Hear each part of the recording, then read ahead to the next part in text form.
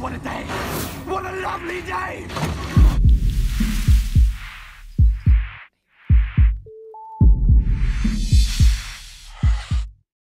Welcome to Flat Earth Debate. I'm your host, Nathan Oakley, and if you're new to this channel, or you have not done so already, be sure to subscribe and hit the bell notification icon to keep up to date with the Flat Earth Debate. If you would like to support this channel, there is a super chat that runs alongside the show while it's live, and a link in the info box below the video once it's rendered. But most importantly, if you would like to join the panel, simply mute the page you are currently watching, then click the link in the info box below this video to join the discussion and express your views on the shape of the Earth. If you do join, please don't swear. If you do, you'll be ejected, and if you are, please don't try to rejoin the stream using sock accounts. You'll be warmly welcome back on the next stream. Please also share the show. Sharing the show obviously increases the live audience, but this in turn increases the chances of a more diverse panel, so please share the show. And one last time, if you are new to the channel or you have not done so already, be sure to subscribe and hit the bell notification icon to keep up to date with the Flat Earth Debate. Now we are joined by Arwin. How you doing, Arwin? Good to have you. Yeah, doing good. Doing good today. Thanks. Good afternoon. Good afternoon to you too. Yeah. Didn't see you yesterday very much. Came in right at the end. Yeah. I've been feeling a bit weird the last 2 days. It's a bit downish, you know. But, Down in the dumps. Yeah. Nah, basically, like, I'm still, kind of a sensitive person, and I've been watching a couple of movies, what they really were before I started watching them. Some of them were really annoying jump scare horror movies, and yeah, when I don't feel all that strong, they get to me in a weird way.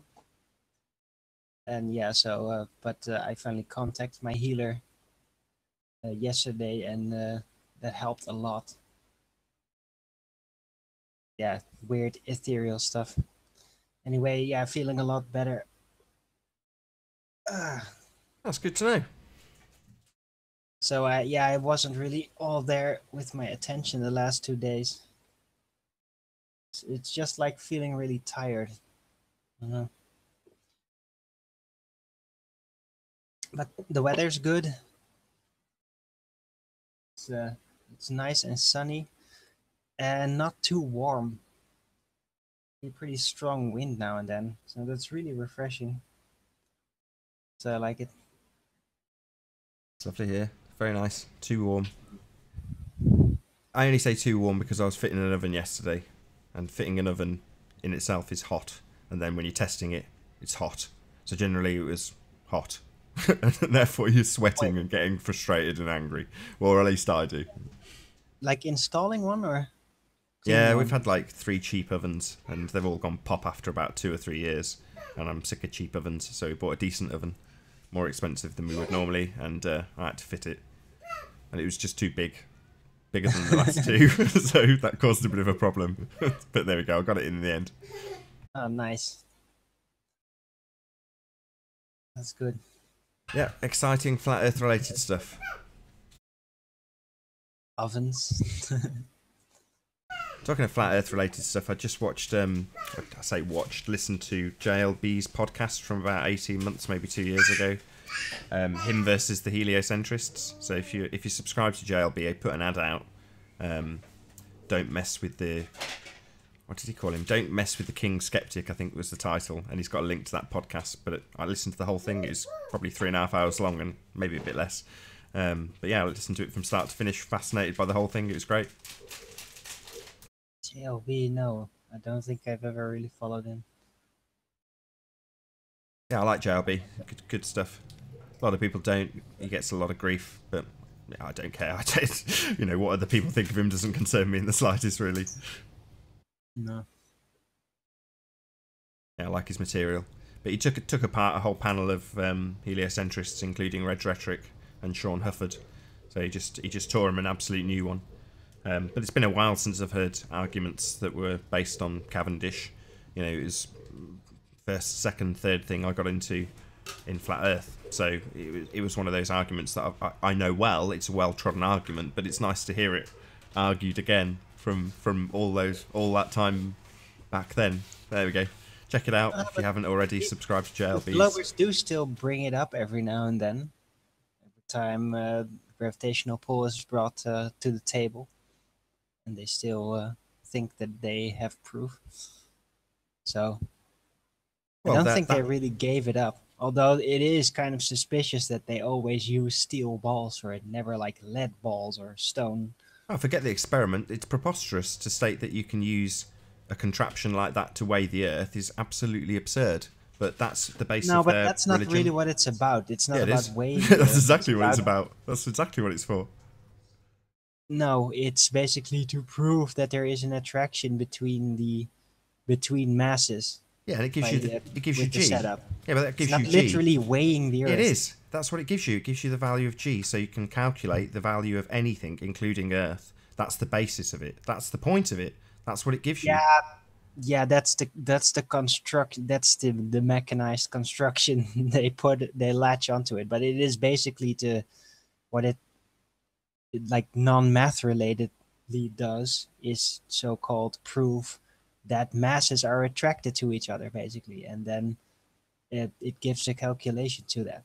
According to I mean, if you want to focus setup. on the contraption itself, the contraption itself is absurd.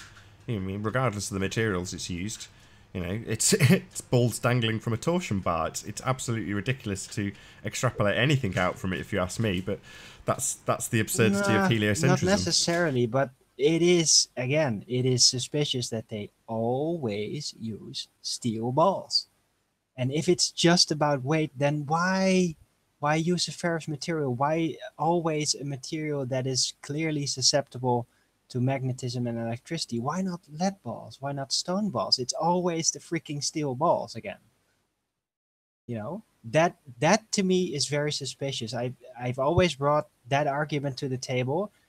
Like, why do they always use steel balls? Nobody ever countered that bet with, no, they don't always use that. No, they always stumble upon it that, yeah, they always use steel balls. So that is very suspicious. It's like a hidden fair enough. If you want to thing in there that they're not telling you it's actually doing. No, I mean, if you want to point I think it finger is at probably related to magnetism. if you want to point fingers at the methodology of the test itself, that's fine. But I think the extrapolation of the test is absurd, regardless of the test itself.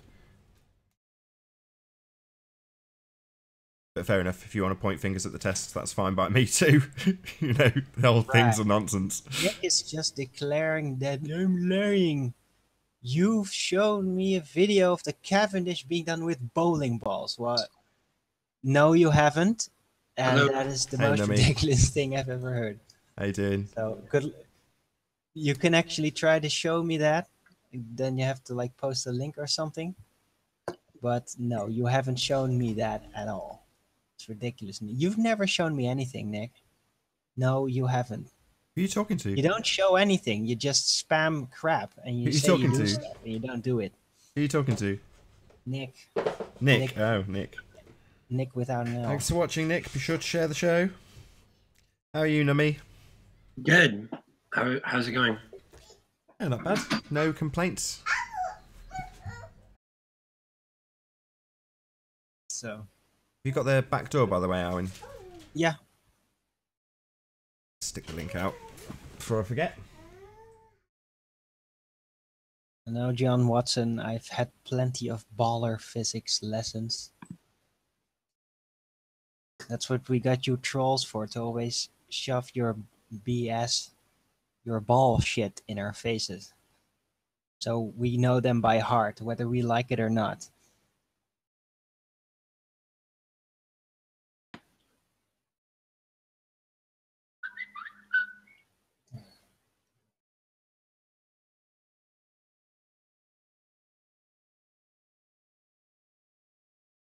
Hey Nami, how is the optics research progress going? Got any more clues? Well, I was pretty busy yesterday, so yeah, I'm working on some stuff, but it's nothing too dramatic has developed since the last time I talked to you. All right. I'm hoping I can talk you into doing your Soundly presentation sooner rather than later. Oh dear, Soundy. Well, I'm going to do it as soon as possible. I just, like I was saying, I really think that I have a very strong piece of evidence, and I want to make sure that I present it as well as possible um, the first time. And there's a couple of just challenges. I'll talk to you about it after if you want, Nathan. No, fair enough. I mean, I know I don't know, probably only 20% of what you may talk about and show, but even with that limited amount of information, it's very compelling. So based just on that, I'm inclined to agree. One part of me wants to put lots of pressure on you so that you do it, because I'm keen to get videos out. But that's just from a videographer point of view. The other half of me says, no, get it right. I'm going to do it.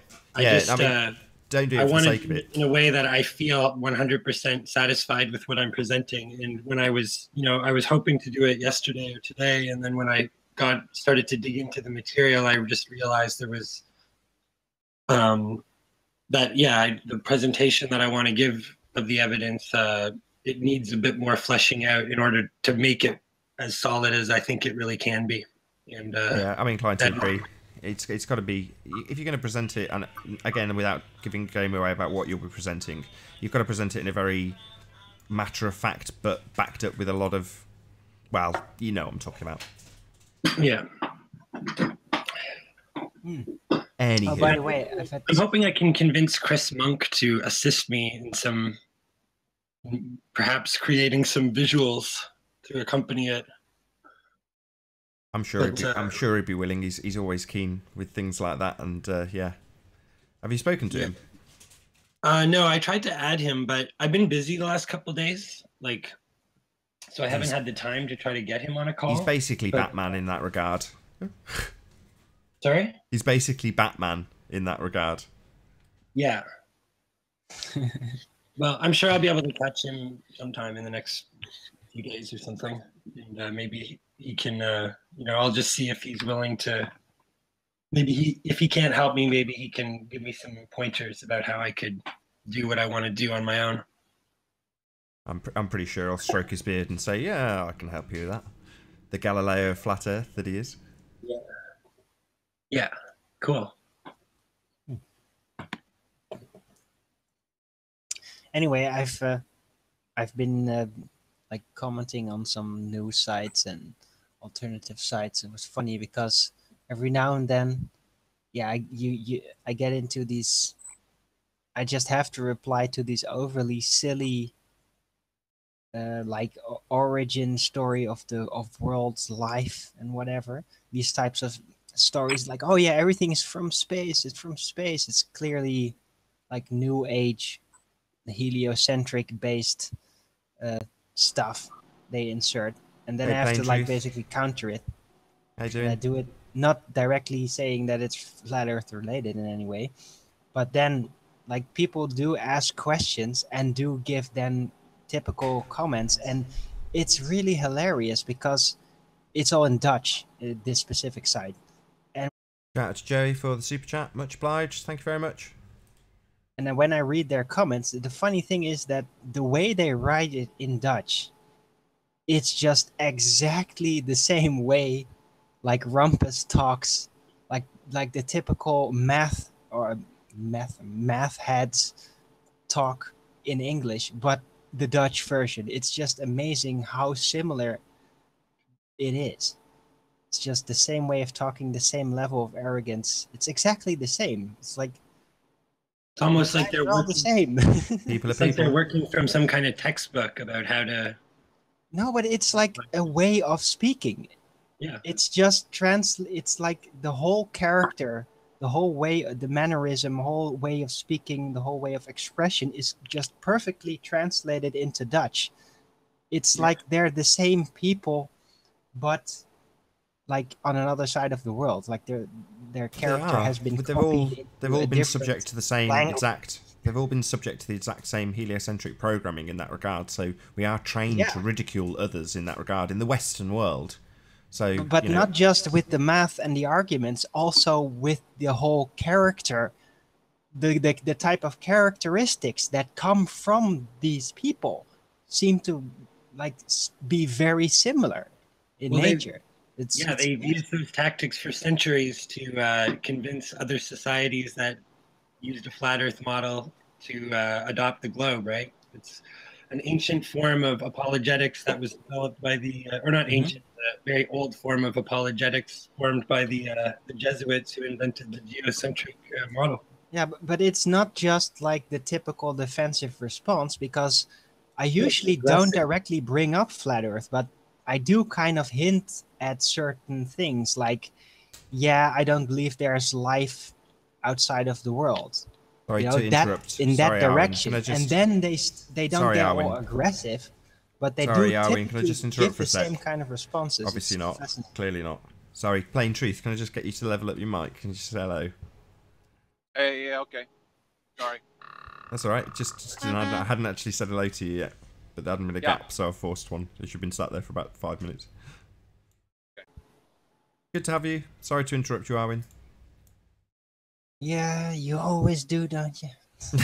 gotta yeah, I actually say know. hello. Once I actually get rolling, I do tend to talk. I've got to, at some point I've got to say hello if someone joins. That's it. Yeah, Sorry. no, it's okay. It's fine. We're just making basically a psychoanalysis, and I find it fascinating that so many, ballers, whether they even realize it or not, just seem to come from the same mold. I think they realize it very well. Or is it mold? Not in the fungi, but rather in a casting system. Or both apply, I guess. Both good. And when they get together, they have a unified front. Even when they're, at odds with each other or contradicting each other, they will still seem to form a unified front, which in Flat Earth we definitely don't do. We've all got our own ideas. But yeah, it seems like even in the face of contradictions, they will still stand shoulder to shoulder in the globe Earth side of this argument. Yeah. Yeah, and they also have this attitude, like if you not knowing all of this information that they're regurgitating somehow makes you an idiot. Meanwhile, 99.9% of people who believe in the globe wouldn't be able to reproduce these arguments or regurgitate all of these factoids with nearly that degree of precision. Right? Like they act like this is just stuff that everybody knows, like everybody should know. Anybody who went to school would understand, light refraction and things like that. When really it's a pretty specialized area of knowledge. Yeah, but it is kind of a part of a, how do you say, a social psychological tactic. Yeah. It is a way to bring everyone down if they do not have that certain level of knowledge. Yeah.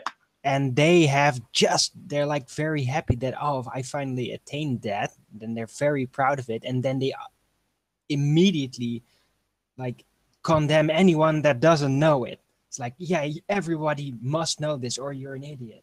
Well, yeah, they clearly haven't known it all of their lives. They just learned it, or they have taken some time to learn it. But it's a psychological defense mechanism. Yeah. And it's clearly routed in some kind of, how do you say it in English?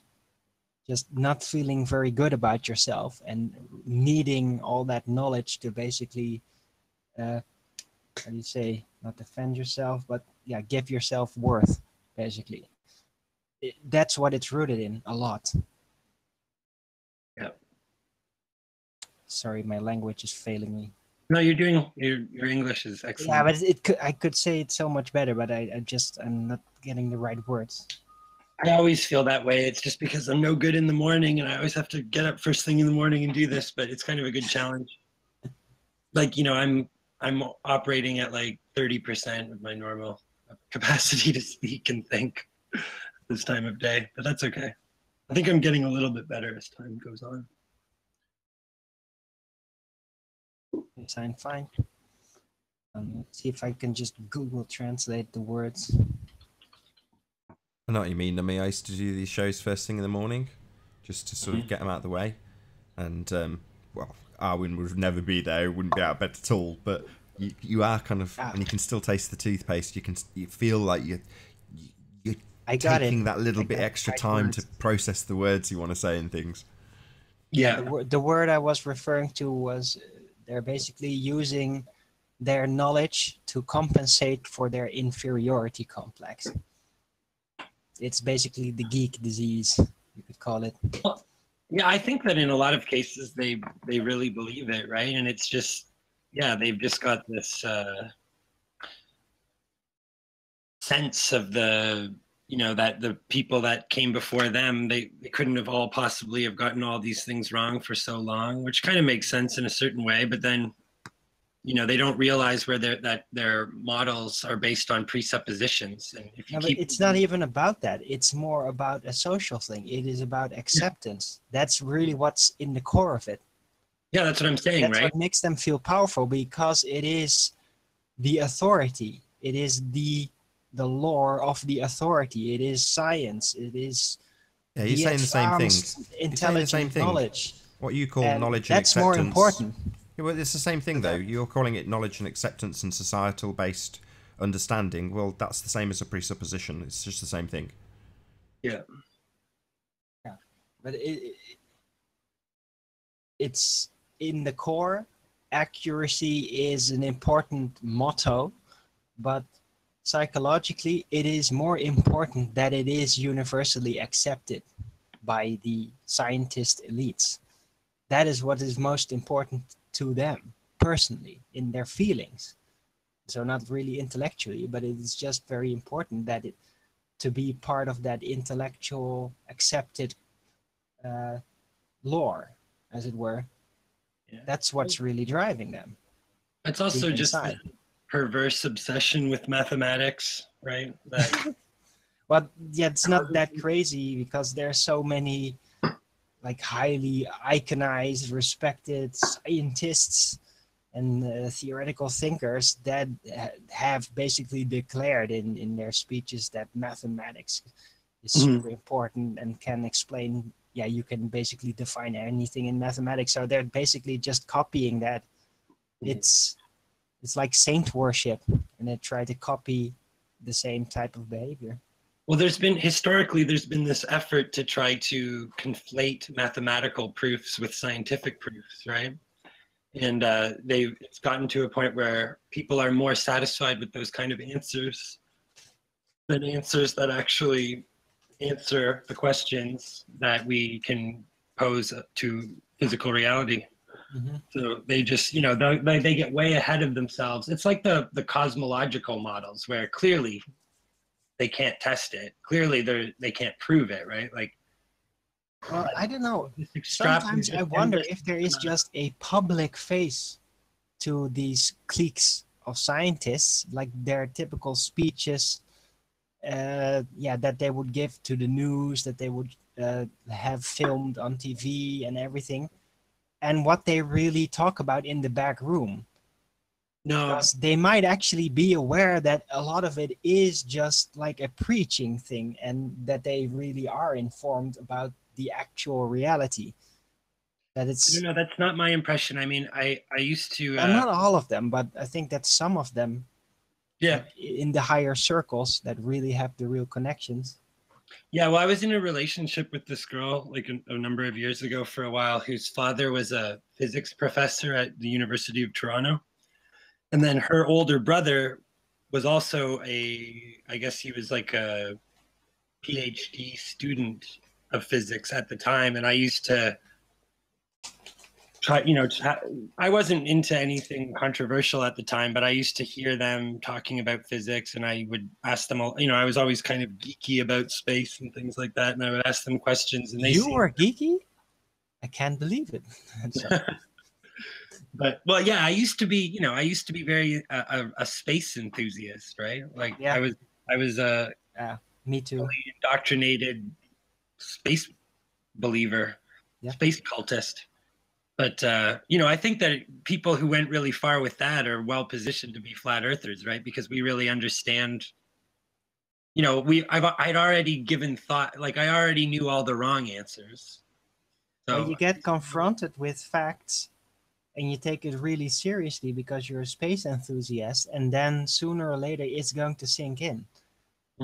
It might take a long time, but yeah, it did with me. I wanted to design space stations like in my teens, I still have the drawings and everything. Was pretty serious about it. Mhm. And yeah, just So you know what the questions are at least, right? I mean, the average person doesn't really know. You know, I try to talk to some people, and they haven't. I can tell when I try to engage them that they haven't really thought about the idea of, like, you know, they don't know the circumference of the Earth. They don't know the speed of the rotation. They don't. They haven't really given any consideration to the idea of a vacuum next to a pressurized system.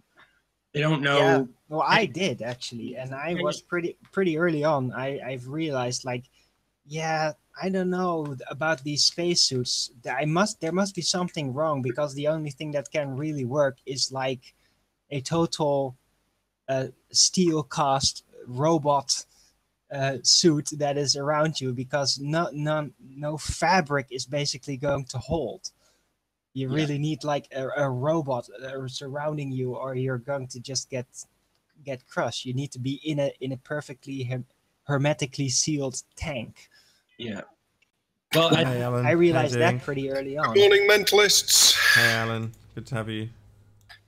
Loud as ever. Too loud? It's all right. I can sort it out. I'll get you about the right after a second or two. Adjust me, Nathan. Did Super Chat pay for your new oven? You're adjusted. Do I need to Super Chat for a grill? You can always super chat. Be my guest. Hit the Super Chat for a new people. oven? Hit that Super Chat, guys. I love your mockery of my e-begging, because it at least promotes the e-begging. Yes. Nathan needs a new grill and a coffee maker. Please hit that Super Chat. I don't know what you're trying to prove anyway, Alan. I mean, it's not like the guy doesn't do a ton of work to make this show happen. And I'm trying to prove everything, just bringing a bit of light relief. yeah. Right. I appreciate it. Krusty the Clown, Alan B. Back to Nummy's point, I think when it comes to most of us, including Arwin and myself, we're all reasonably well versed with the heliocentric doctrine, their rhetoric, and some of us would have been fully, into it, like Nummy, and a fanboy. I was to a certain extent as well. So yeah, it gives you a better understanding when you come to realise where the flaws are, like Nummy listed. So yeah, but your average Joe who's not that interested in orbital mechanics or gravity or any of this stuff, they're going to be as disinterested if you try and disprove that model with those things. So if you say, oh, did you realise that G and Cavendish or R is 2,000-year-old nonsense, if you try and put that on anybody Joe Blogs public, they're just going to switch off or glaze over. Yeah. Or some people get interested in it, but they really have to have it. They need to have all these things explained to them from the start, right? Yeah, but then you're normally up against misapprehensions about their own model. So half the time if I ever have this conversation with a normie, you spend most of the time explaining how the heliocentric model is designed to work to begin with, so you can debunk it, which is just confusing to your average Joe. Right. Well, you end up having both sides of the argument. Right? Exactly. Like Exactly. To argue their position for them, and that's kind of strange. That's exactly right. That's a better way of putting it. You end up having both sides of the argument. Well, as a heliocentrist, you believe that X, Y, and Z, and X, Y, and Z doesn't work because of A, B, C. Yeah, it's kind of like bringing out the toys, like, showing, this is what you believe in, and then taking it away again. It's wrong. Yeah. So you have an argument in the form of a Socratic dialogue with yourself. Right. Exactly. Which is kind of that's an interesting state of affairs, actually. Like, I'm sure you guys have found yourself in that position more than once, and it's a very unique conundrum, that humanity has found itself in, where certain individuals who are trying to enlighten people to what's been going on in terms of the models and cosmological ideas and strange cultish beliefs that we've been indoctrinated with are forced to engage in this kind of Socratic dialoguing in order to convey this point Indeed. to our fellow men who, most of the time haven't been curious enough to have even learned the basics on their own. The same, by the way, goes for serious philosophers, like really officially studied philosophers. Mm-hmm. they usually have to. It's like, oh, you're in philosophy, and then they know, oh God, this person's really is not gonna understand like 95% of what I'm saying. So then he or they already know, oh, I'm going to have to first explain the basics. And Yep. yeah, I had a girlfriend for some time ago that actually did study philosophy, was in her last year. So I had exactly the same thing. And I've basically been raised in a family where we did debate, well, just generalized philosophy, as it were, just like religious philosophies, just generalized things, not really the debating official philosophy version. But even with that kind of background, they go so much further. It's almost like math with philosophy. It's very detailed in how it all works, very And then precise. and then you contrast that, Arwin, with, I think he might have been a Plain Truth yesterday, was saying that he brought this up with someone, and then they said, well, what about a baseball? Why would it, if the Earth was flat, wouldn't it leave wouldn't the baseball suddenly fly off? It's like you get faced with something that's so asinine. You're like, how do I even challenge this? Where do I start with that? Yeah. There are certain arguments, though, that I think that it seems like the average Joe can understand pretty easily, like the one about about flights going east to west in the rotation. I found that that's a really good starting point with people, actually, to Probably just get them to understand why you think that there could be a problem here. Because probably why there's so much confusion in this arena with Coriolis, why they dilute it down, mix it up, change the definition on their side. This is where the when I mentioned earlier that you have people in stark contrast in their opinions about these things, Coriolis is the best example of that by far. Yeah. Well, the atmosphere in general, because Yeah, I prefer that to really bring out to a non-initiated flat earther, as it were. well, it's the atmosphere. To bring the first arguments, usually like, yeah, have you even realized that gravity is officially like a stable, weak force, and that like the distribution of air, especially against the vacuum, is a very strong force, very frivolous, very abrupt, and that it's just physically impossible in any scenario to put those two together, an endless space and yeah, gravity holding air to a ball. It's just never going to work. Well, it's just that whole area is just basically one big misconception in the way that it's presented to us. Everything about the atmosphere, people don't, also the way that gases behave, the way that they try to conflate fluid dynamics of liquid and gas, which is completely inappropriate and totally false. Yeah, but only the real globe heads do this. When you basically show basic physics, gas physics, to just an uninitiated, somebody that's really not into it much, they really do figure out how nonsensical it really is. They can, if they're intelligent. Just a vacuum chamber and all those typical Earth-based experiments that you can do, and then like how even showing that something could never ignite in a vacuum, that kind of things. There's lots of videos on YouTube that do all kinds of experiments with gas pressures, and just shows how out of whack it all is, really, how it could never really work together. Yeah, and just the idea of pressure and things like that as well, like the way that they they have us believing that the pressure at sea level is caused by the weight of the atmosphere above, which doesn't make any sense at all, because basically it requires you to conflate the idea of pressure and weight. And pressure is nothing like weight. I mean, pressure has vectors in every direction, and weight has a vector in only the downward direction. So there's all kinds of misdirection there. And that stuff is like written right in mainstream sources, right in textbooks and Wikipedia. Yeah, it is very weird. Yeah, indeed, as we've argued before, there can only be pressure as it is in a container. Yeah. So unless the entire universe is one giant container filled with air, and we just so happen to be up in the one spot where there's some water here being hauled to this ball by a gravity, then it just can't work. Yeah. Yeah, and that just the way that gases truly behave and the physics of gases is not presented to us readily. Like it's not known even to people who are a little bit knowledgeable about physics. Like you could get a bachelor's degree and not really understand. That there's certain things that they kind of have to suppress in order to just maintain this concept and this model of the atmosphere. I think what they do is basically they disconnect it. You have a lore about how the gravity and the gases and space and everything is supposed to work, and then you have the actual physics that can be applied, the real mechanics part of that physics. That's all basically just kept here on Earth, as it were. Yeah, and they basically split the lore apart, and they just like leave it to the science fiction writers to make the connection, but they don't really let you focus on that as an actual researcher. On these connections, leave that to NASA, as it were. Yeah, that's what I think. Pretty strange state of affairs.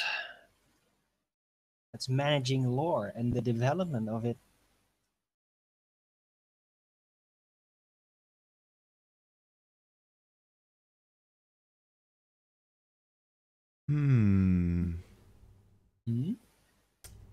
Very interesting. What?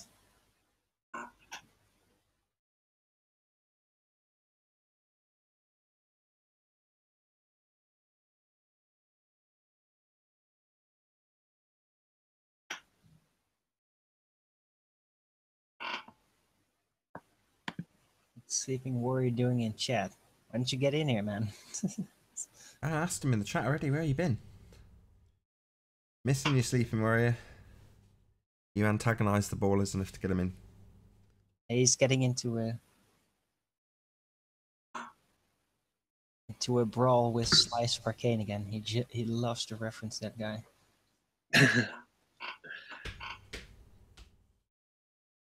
Called the show Juggling Cavendish Balls at the Baller Circus. I thought we'd at least get some defenders of the Cavendish experiment coming in, but clearly not.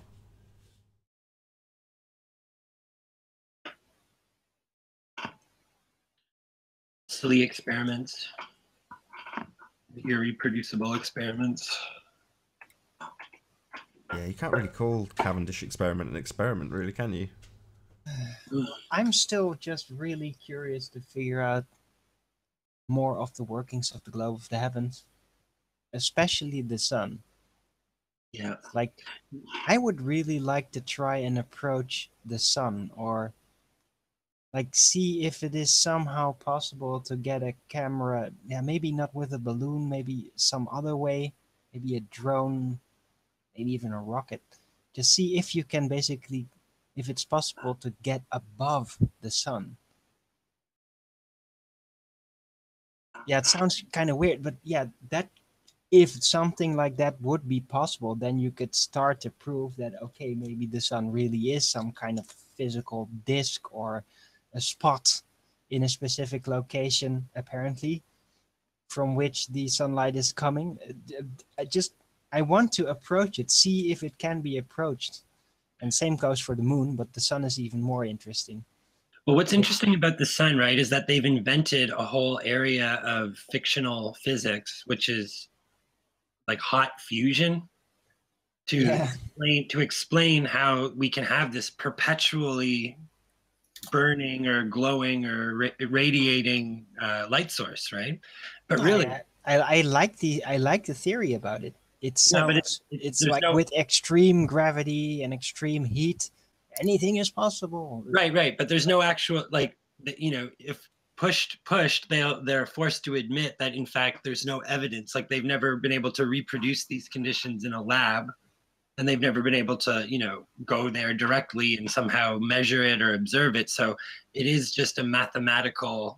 Yeah, of course, but yeah, you're never gonna get that type of gravity here on Earth, like not without extreme dangers. I'm just saying though that I was just always really surprised about the sun and the CGI flaming ball sun footage with the sunspots. Like when they did, like what are they doing?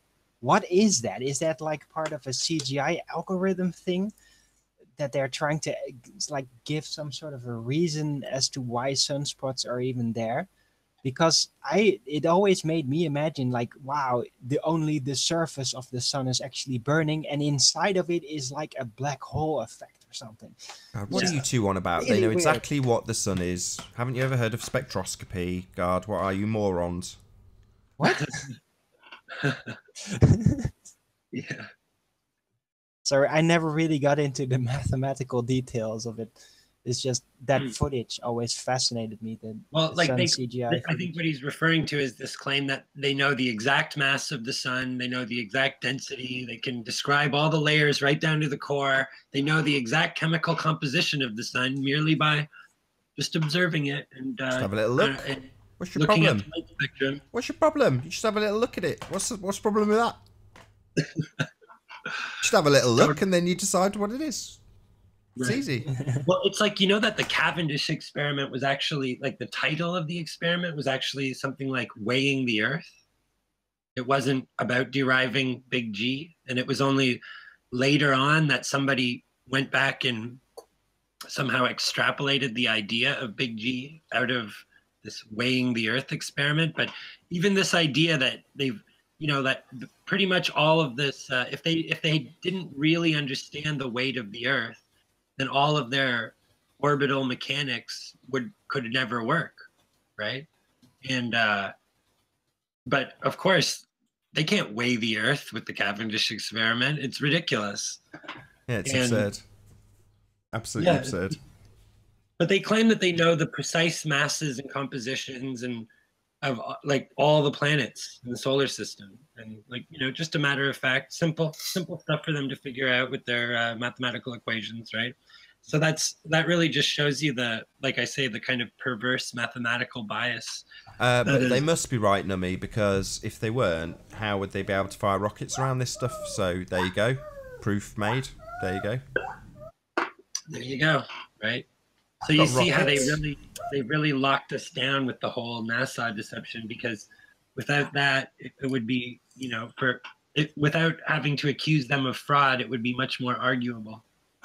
I think it's also for a part that we have no like a causal explanation or an explanation what it really is, what we're seeing there. It's all heavenly bodies to us. But because the explanation about what they are have been already indoctrinated so thoroughly into us that they can basically bring out like, yeah, it's this because what else is it gonna be? Yeah. And then we have to respond, yeah, we don't know. And that is just, yeah, that's more than most people can handle. Well, and then we're all being taught culturally that we can know. Yeah. Well, and if you don't know, you're stupid. So everything has to have a causal explanation. And if you don't have one, then you're not just being honest. No, then you don't know as much. Yeah. That is the first mechanism.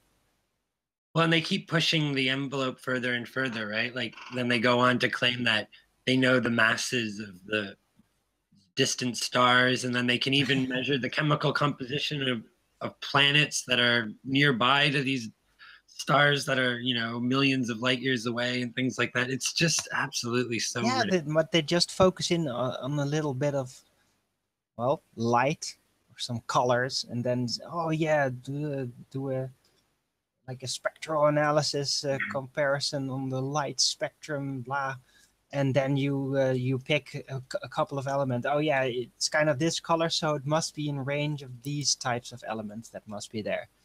Did you hear that they're claiming to have discovered the biggest black hole ever that they've ever observed? Like just how would you? You know, very carefully with telescopes that don't use that just detect that registered data about X-rays or whatever. But they're claiming it's 20 billion solar masses. Here, I'll pop the article in the side here.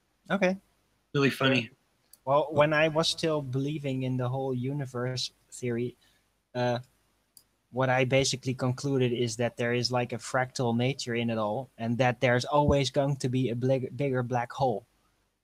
that the Milky Way concept is basically upscaled infinitively. So infinitely, I mean, it just keeps on going. There's always a bigger black hole in which the galaxy is spinning around as a sub-galaxy. Yeah. And it's always going to be a bigger black hole, because that is, to me, that seemed like the only way there could be some form of stability. So maybe they're going for it. It's nice. An old Dread Dwarf gag from the computer, Holly.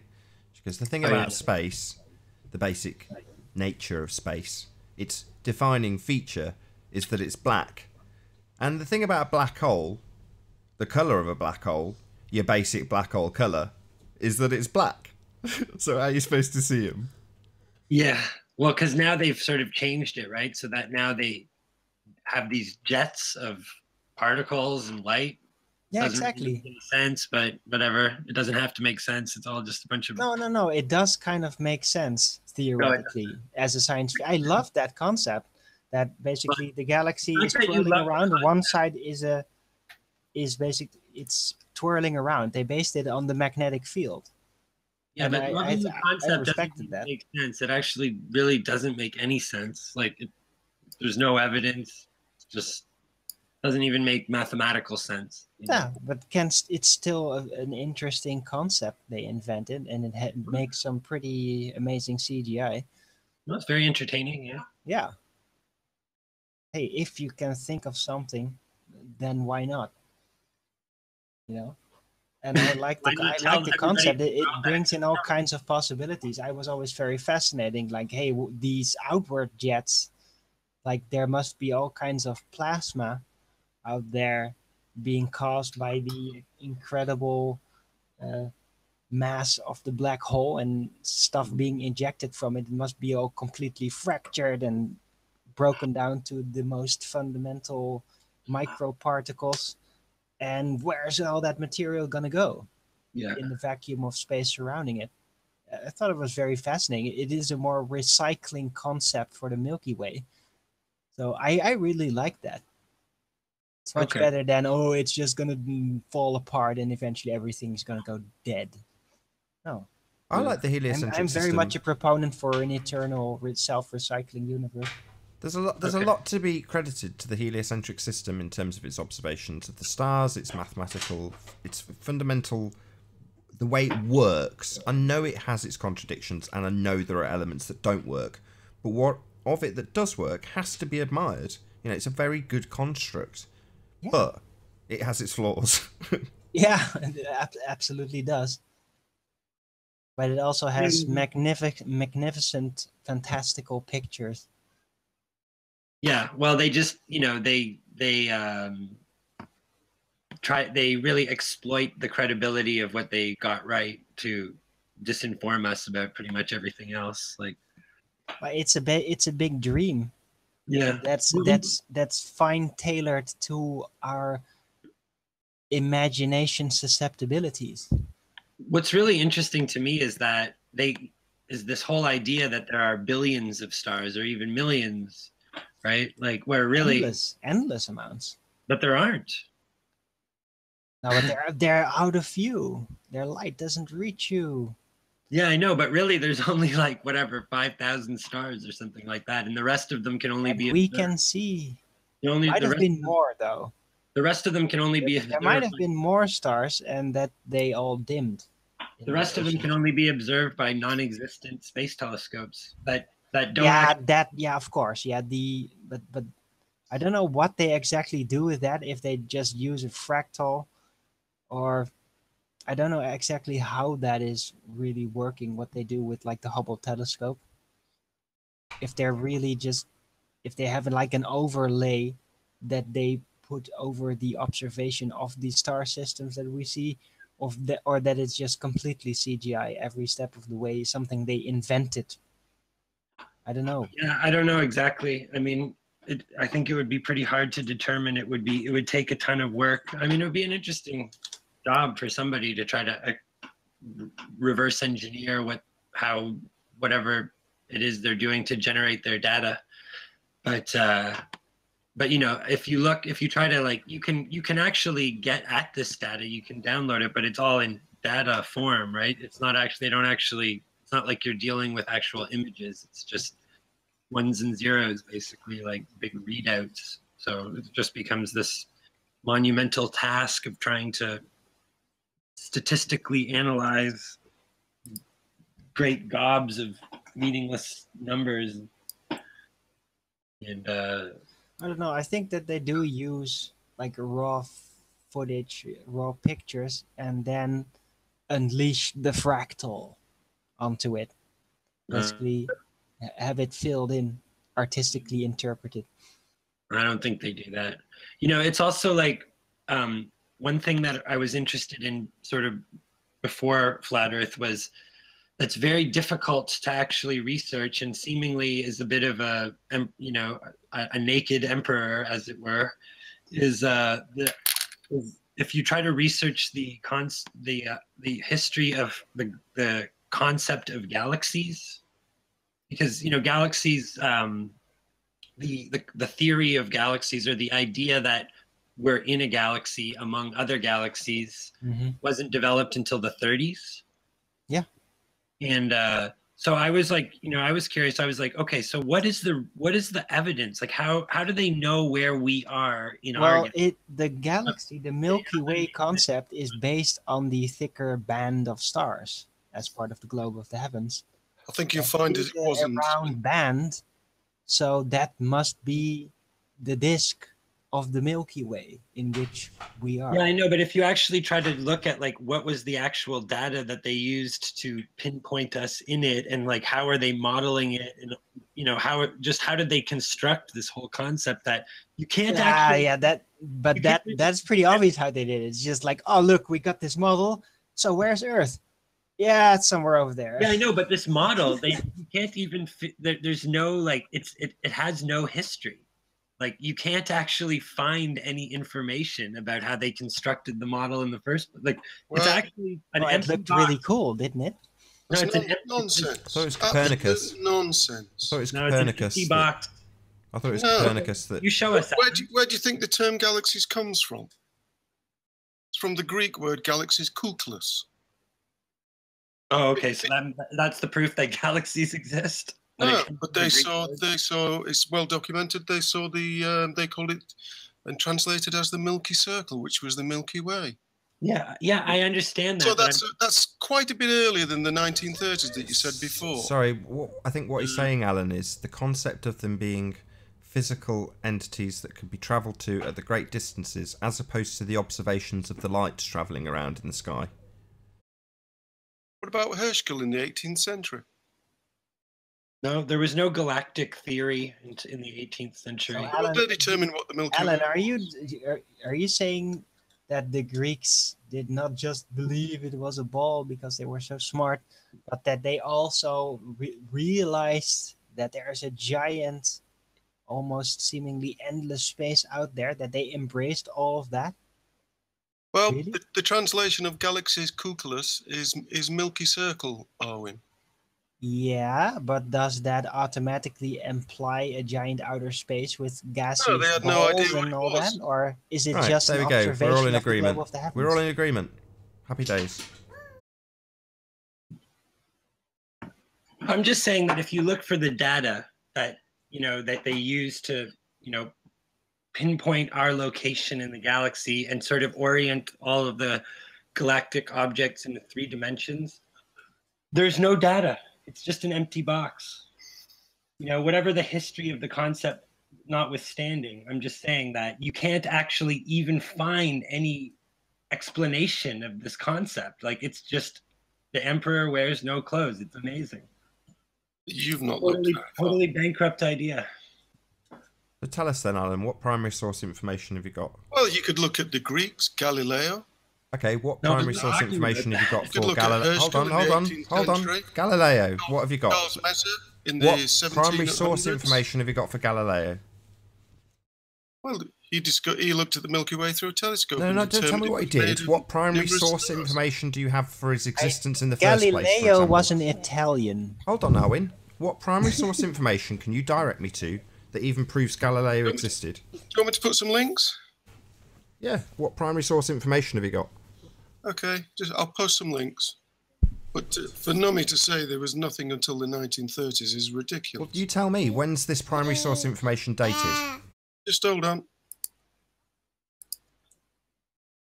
Can you tell me when it's dated? When does this date to? Just hold on a minute. I'll find you the info and post it for you. Yeah, Alan's he's not even answering the point that I was making, but yeah, let's see what he's got anyway.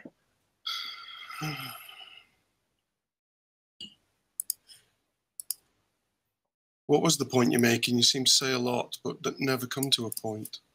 Well, I'm saying that there's no data that supports the idea of that they can reconstruct the galaxy we're supposedly in with our location in it and put the other stars and observable objects in a 3D relationship with our position. They just show us the kind of final model, but if you actually look at how did they construct this model and how did they parse this data into this model? You've done no research at all. You really have. No, I've done a lot of research. There's no data. None at all.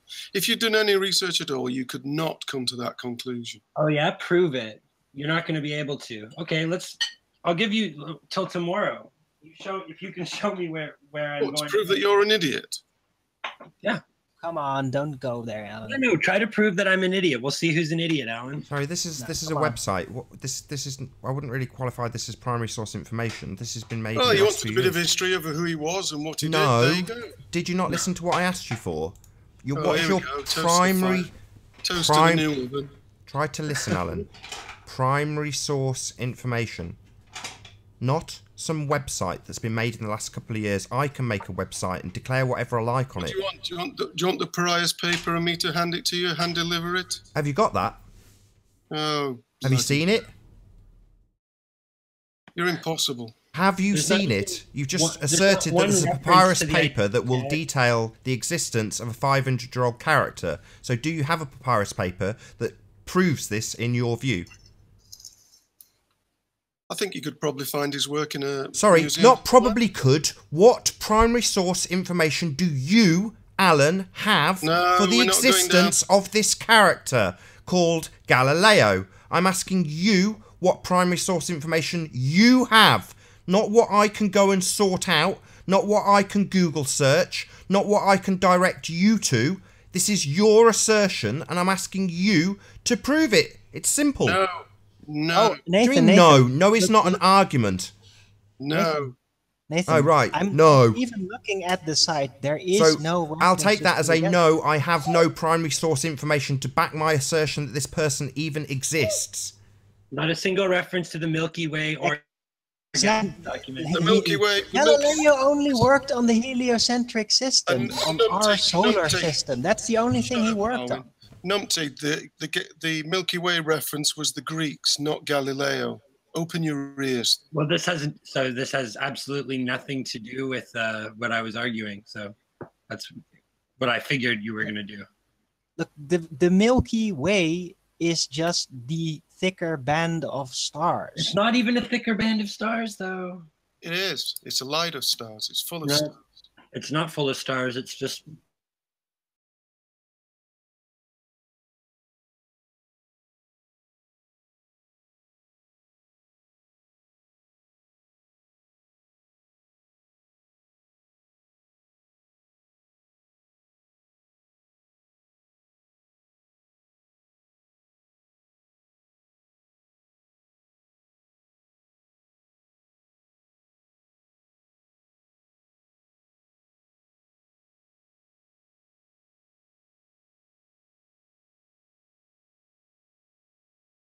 And with that, I'm going to say first and foremost a huge, massive, enormous thank you to all of the live audience for tuning in and hopefully for sharing this debate.